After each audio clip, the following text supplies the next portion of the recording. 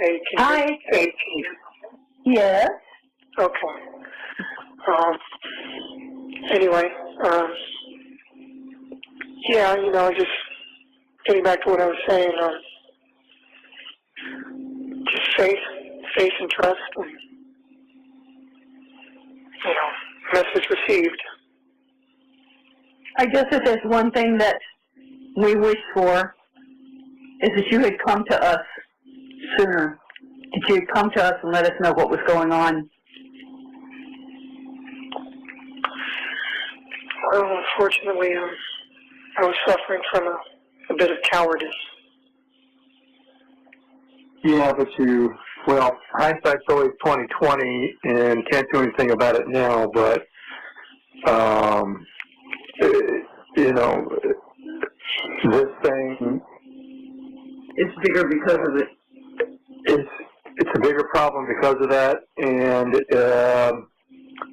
again, not sure what would be any. I'm sure there would be some things different if you had chosen that path, because there's obviously nothing we could have done without. Or there's nothing we could have done. I mean, there was only one choice, but we could have talked our way through this. I mean, the phone call that you made to me earlier in the afternoon, if you had at least shared that, we could have talked our way through that and figured out a much better solution than whatever whatever you guys came up with, because none of that was believable. And I was thinking earlier today or yesterday that somehow I feel that you were forced into this, and I don't, and that's just my speculation, that you were compromised and you were forced to participate in this, and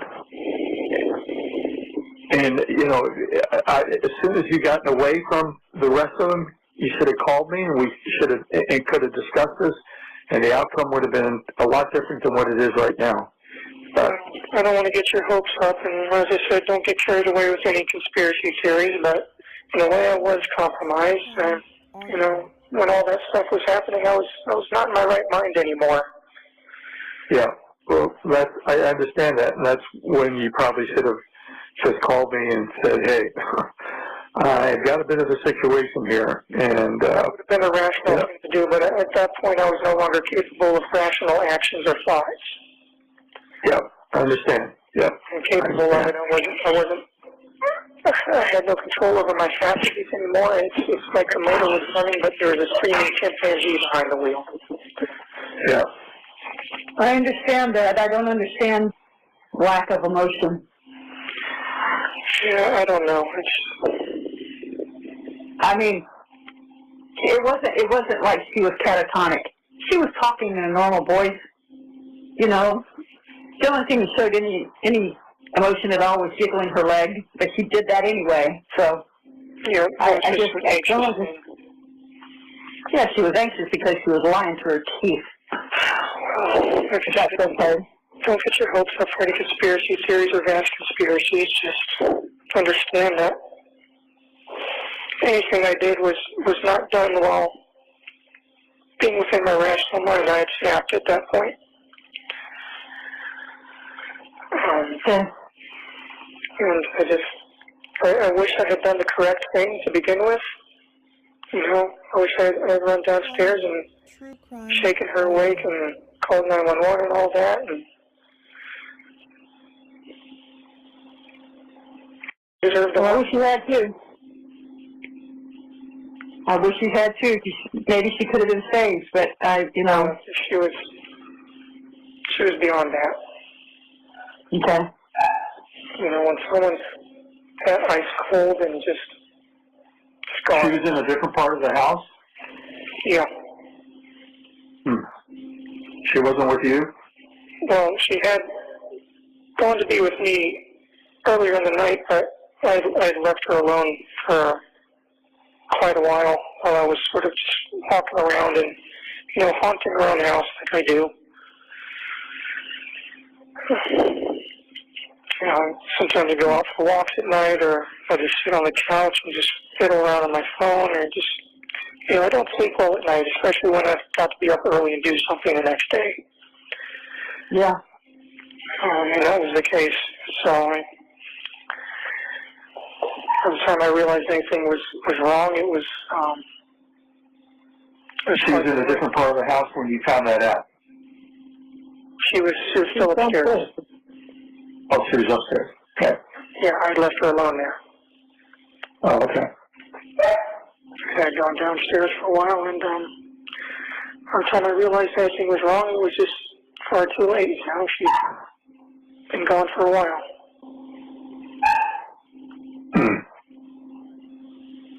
Yeah. Okay. Just, you know, just seeing her pale face and blue lips and how ice cold she was, and it's great. I was going to stay with you. Yeah, that's Yeah, I remember seeing my brother when he had passed away, and that's the last thing I remember seeing of him. And so. Yeah, you know, it's just, you can tell. Yes, you can. My dad, yeah. It's just, when they're gone, really, really, truly gone, it's just, there's nothing you can do. There's no coming back. Yeah. No, there isn't. She was past the point of no return. Yeah. Well, I'll tell you what, given the crazies of the grandmom and already starting to call her a Gordo, she would have been the next one on the list for gastric bypass, but I just think, you know, maybe God just delivered her out of a place that was going to become really bad for her. I mean, I always knew that life was going to be hard for her. Her mom certainly didn't do her any favors, and since I had no say in the matter of how she was raised or disciplined or anything, there was nothing I could do about it but sit back and watch the train wreck as it unfolded. Yeah, and she's trying to tell everybody that she was a little angel and she had no problems with her, and you were already telling us that they were butting heads like two Rocky Mountain lambs. Yeah, they got physical on a couple of occasions. Yeah, I figured they did that again. But okay. You know, I often played mediator between the two of them because I was the only one that could talk either of them down when they started going at it with each other. Yeah, I know. Where were the roommates when all this is going on? You know, upstairs, you know, doing their own things. Was all that screaming and yelling and crap going on? Yeah, I'm surprised. It's kind of, honestly, it wasn't that far out of place in that house. You know, was often given to yelling or loud crying or outbursts, and it was given to yelling and screaming and coming down on people. It was happening a lot more and more often, which is why I kept trying to tell you know, I think maybe your meds are becoming less effective. It seems like you're becoming more erratic and more unstable. It seemed like the more stable I became, the more unstable she became, like we switched places. Well, I always told you she was a black hole of need. Yeah.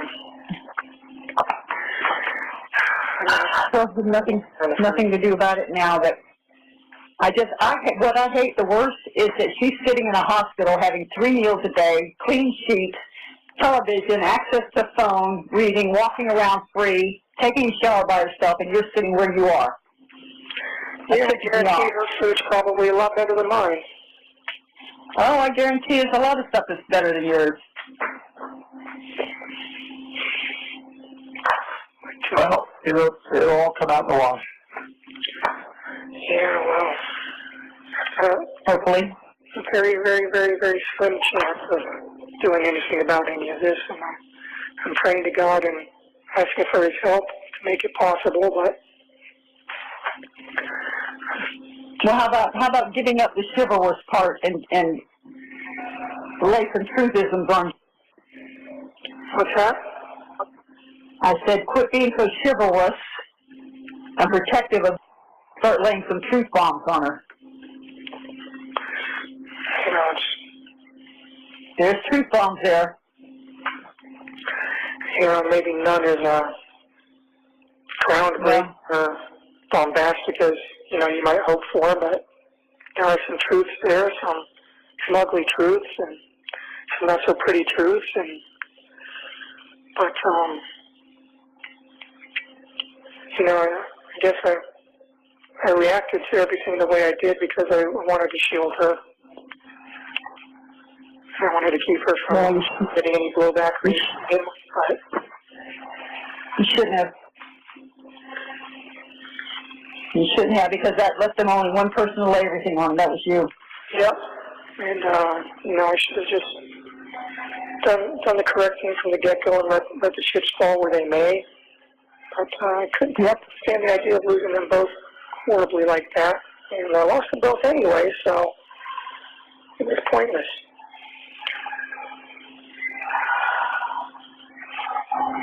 Yeah. There was just so much agony and so much pain, so much shock and so much trauma. My mind was just not, it wasn't me anymore. I wasn't in control of myself anymore. I was doing things that I wouldn't do. I wasn't acting or thinking rationally. It was just panic and fear and... Yeah, I can't imagine. You know, Stephan, I can't help but get the feeling that none of this that was on the phone was a surprise to you. She was aware that I had certain feelings towards me. Yeah. Well, then why would she send her in there to sleep with you? She used to joke about it, you know, call it an electrocomplex. She used to joke and say, you know, you better not leave me for my daughter when she's older, things like that. She'd laugh about it, and they used to both ogle over me and comment on me and talk about me together and giggle and talk about how nice I looked, and it was not an appropriate situation. No, it wasn't. And, you know, I always had an issue with boundaries.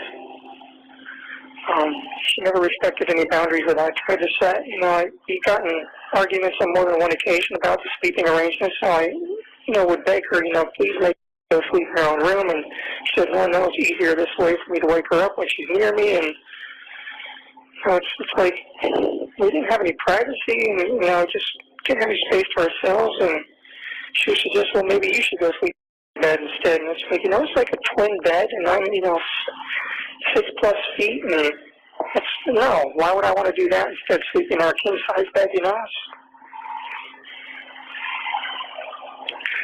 I should have broken up with her a long time ago and just distanced myself. Oh, hell yeah.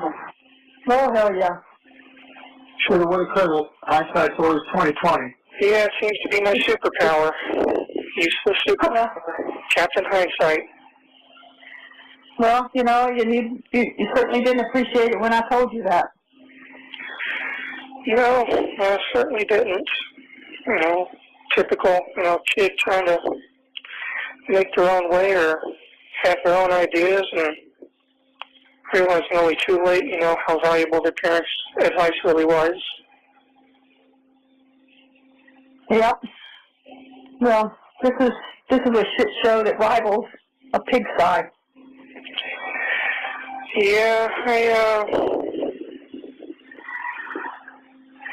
this is not something that you recover from.